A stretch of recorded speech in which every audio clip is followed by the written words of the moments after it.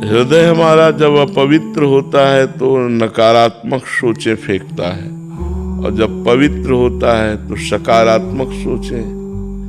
तो हमें नाम जप के द्वारा, शास्त्र स्वाध्याय के द्वारा, तीर्थ अवगाहन के द्वारा, संत समागम के द्वारा अपने हृदय को पवित्र करना चाहिए, जिससे हमारा हृदय सकारात्मक सोच वाला हो जाए।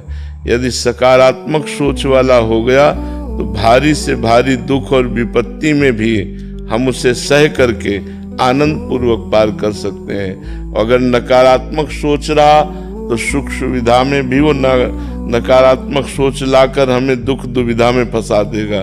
भारी चिंता, भारी सुख, कहीं ऐसा ना हो जाए, ऐसा हुआ तो कहीं ऐसा ना हो जाए। वो इतनी निगेटिव सोच डाल देता है कि आदमी सुख सुविधा में है, कोई समस्या नहीं, फिर भी वो समस्याओं में फंसा रहता है आंतरिक। और इतना समस्या बढ़ जाती है जब हमारे पाप बढ़ जाते हैं। देखो, आदमी को एक रास्ता नजर आता है,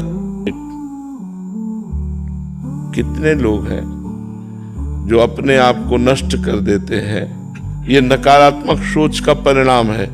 निगेटिव बढ़ता चला गया, डिप्रेशन में पहुंच गया, डिप्रेशन में बस कुछ कंट्रोल नहीं रहा, अपने आप को करने। इसलिए हमें लगता है नकारात्मक सोच बढ़ने लगे तो उसे तुरंत रोको।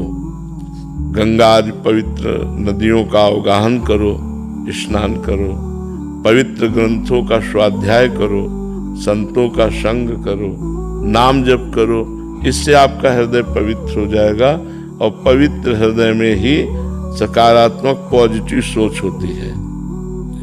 जुगदीप जी, राधे राधे महाराज जी। महाराज जी, मेरा प्रश्न है कि हम 14 घंटे ऑफिस में रहते हैं, उसके बाद हमें कुछ ही समय मिलता है आराम का और सोने का। ऐसे में हम नाम जप कब और कैसे करें फिर, मतलब? तो 14 घंटे ऑफिस में बराबर आप ऑफिस का काम तो नहीं करते रहते, किसी का भी हो, बराबर आप लगे तो नहीं रहते, समय रहता है।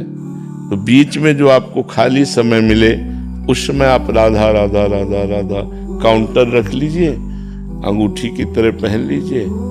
जो लैपटॉप में या जो भी आपको जो भी कार्य मिला हो वो कार्य करते समय उस कार्य को कीजिए, शेष समय में नाम जप कीजिए। और जब आपका 14 घंटे का समय पूरा हो जाए तो 1 मिनट आँख मूंदिए, हाथ जोड़िए और हे भगवान करुणा में, ये जो हमारा 14 घंटे का समय था वो मैं आपको समर्पित करती हूँ, कृष्णार्पणमस्तु। आपका भजन बन गया। हम कहते हैं अलग से ना निकाल सको तो जो समय